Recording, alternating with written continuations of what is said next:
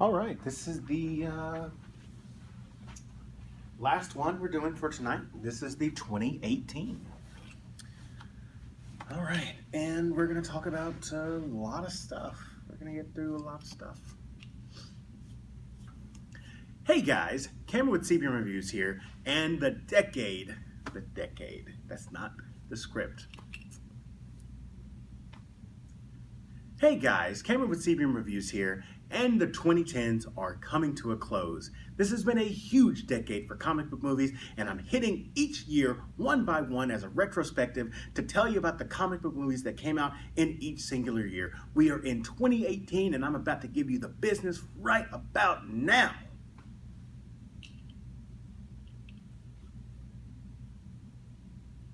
Before we get into 2018, I just want to thank you very much for clicking on this video. It means a whole lot to me that you've been interested in the series, especially if you've been following from 2010 on down. If you are a fan of this sort of thing, comic book movie reviews, TV show reviews, click the subscribe button. And if you want to know as soon as anything goes live, hit that notification bell. You'll know as soon as anything is uploaded. 2018 was a stinking good year for comic book movies.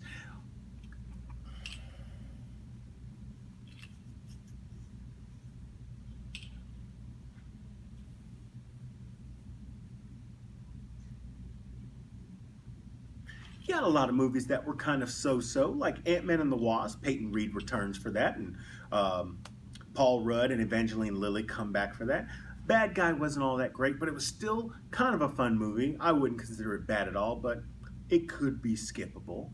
You also had movies like Venom and Aquaman. Both of those two featured kind of like gruff guys, and in all honesty, Venom, I wasn't really that crazy for. I kind of gave it harsh marks, but there are some enjoyable moments. The Bad Guy was not one of those moments, but Aquaman, however, I really enjoyed that a lot more than I expected to. Following another kind of trend of another Marvel movie, but this time it's done a whole lot better. Between the two, I definitely would recommend Aquaman. Jason Momoa shines as the king of the seven seas. Venom, it's up to you. If you're a fan of the symbiotes, go check it out. If you're not missing a whole lot. But I wouldn't consider it a terrible movie. Kind of bad, but not terrible.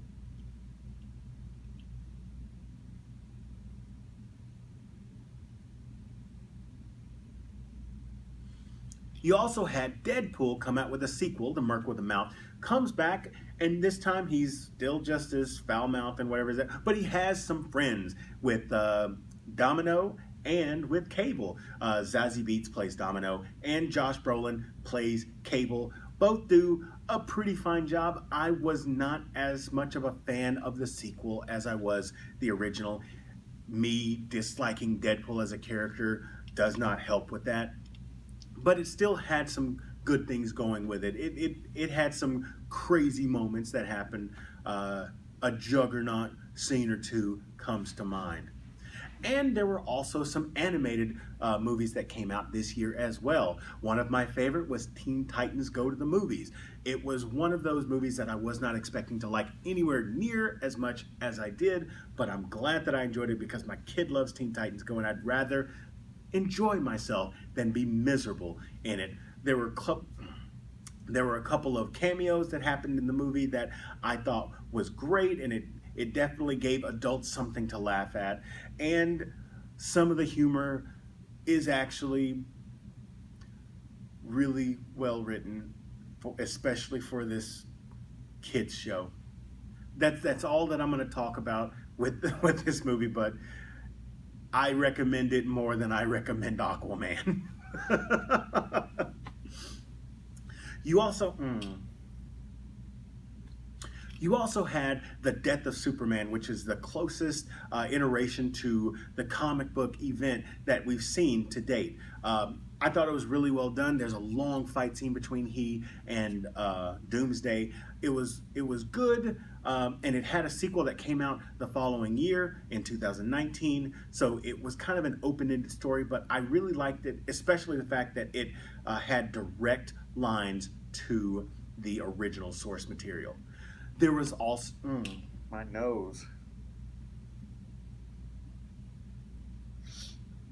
Uh,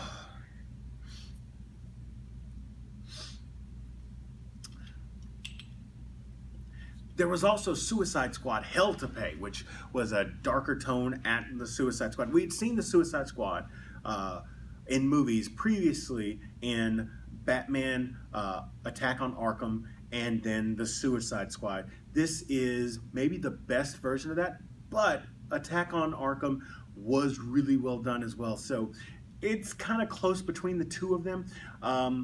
However, this one is actually a sequel to one of the other Justice League movies that was on this list and actually made the top three. So if you've been watching, you know what it's a sequel to, and because of that, it is really it's it's amazing actually how good it is, especially how much better it is from the live action Suicide Squad, which made our what third of the year 2 years ago.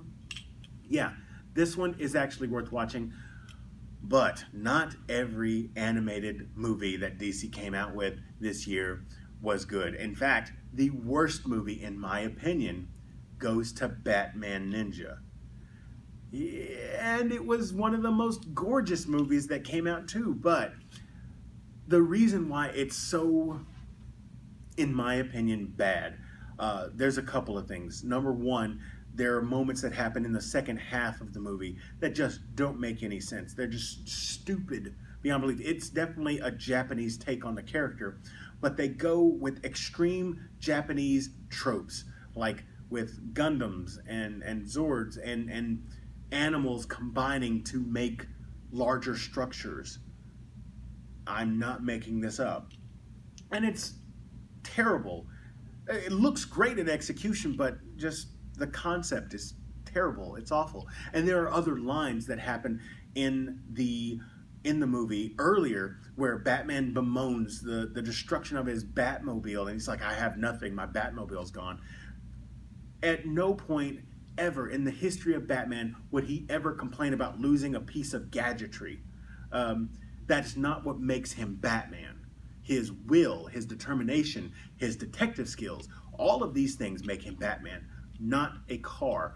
And so because the filmmakers did not get what makes him Batman, they completely failed upon execution as far as that is concerned, and that's why it gets my worst comic book movie of 2018. Looks gorgeous, smells awful. But enough about the garbage of 2018. Let's talk about the freshness, the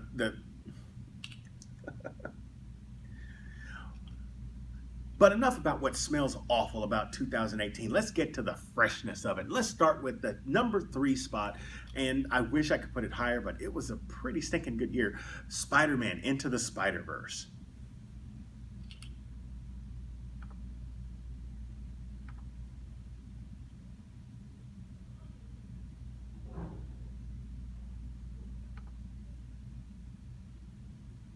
This movie actually had 3 directors. Bob Persichetti.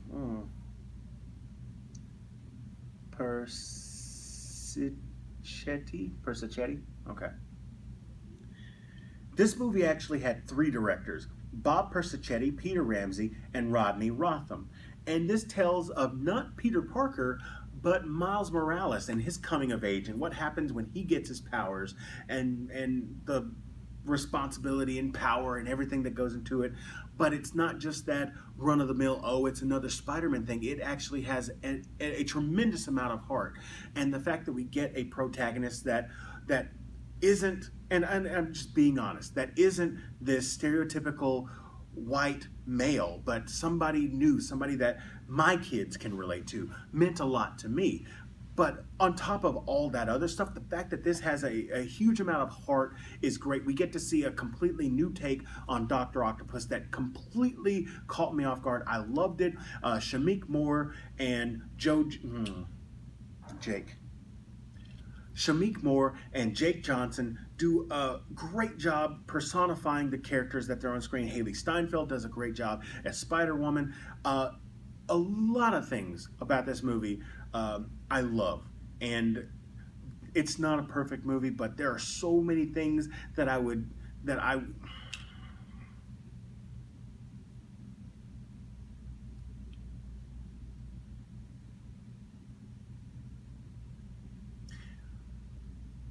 the more that I think about this movie, the more that I find to love.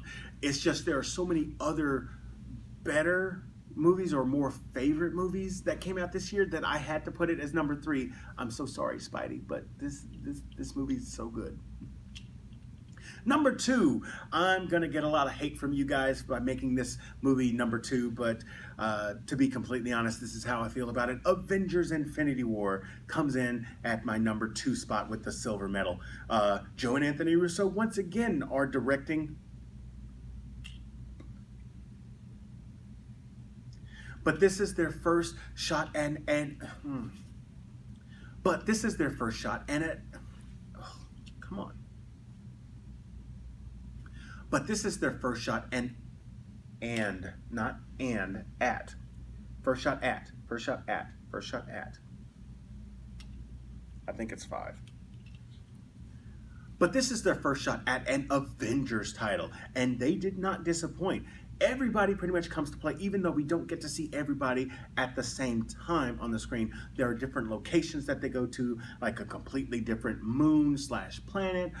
You get to see some Avengers in space. You get to see some other Avengers in Wakanda, and it's really well done. And you see Thanos do his thing on the screen. I mean that in every sense of the word, except for, yeah, not that sense, but you get to see him be the big bad that Marvel deserves. I loved this movie. I didn't love it as much as the number one, but it definitely made an impression on me, as well as the Marvel Cinematic Universe as a whole.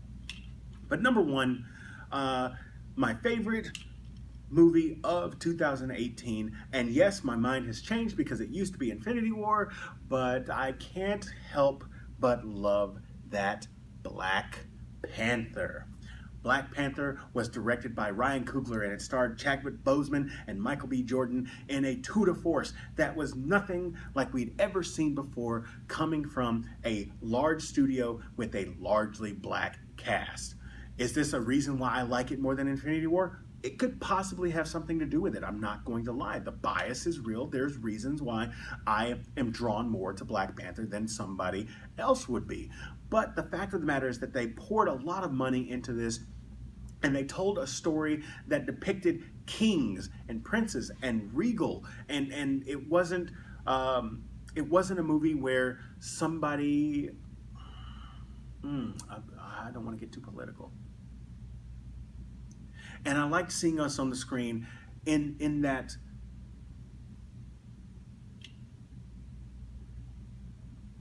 and it was refreshing to see that depiction of African people, black people here in America, but Africans on the screen, and I absolutely loved it. It was one of those movies that I went back and watched over and over and over in the movie theaters because I loved it so much. The opening scene is so important to me. It was just narration, but if you listen very closely, you can understand what's going on.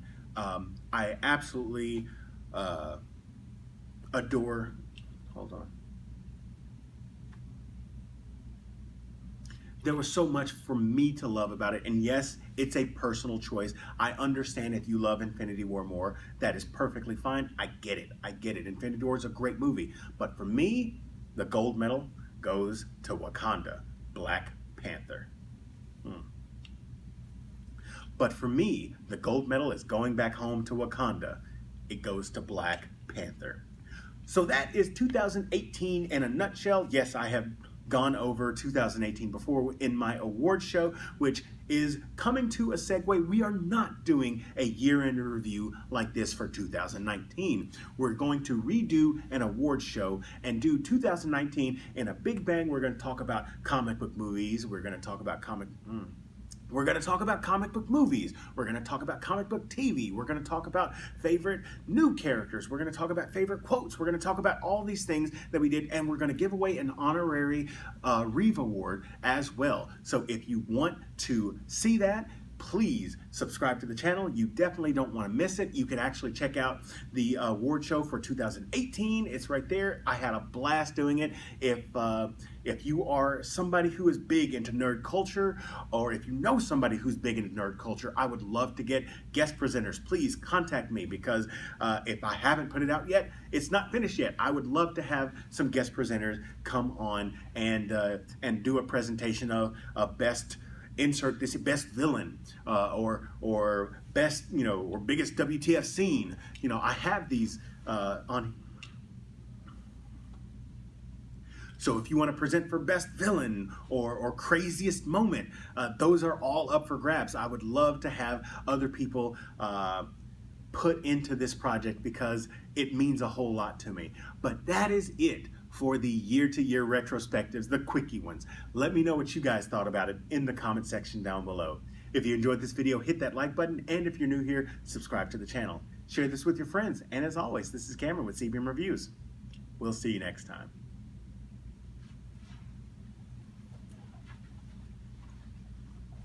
It felt like it was 20 minutes long. Oh my gosh.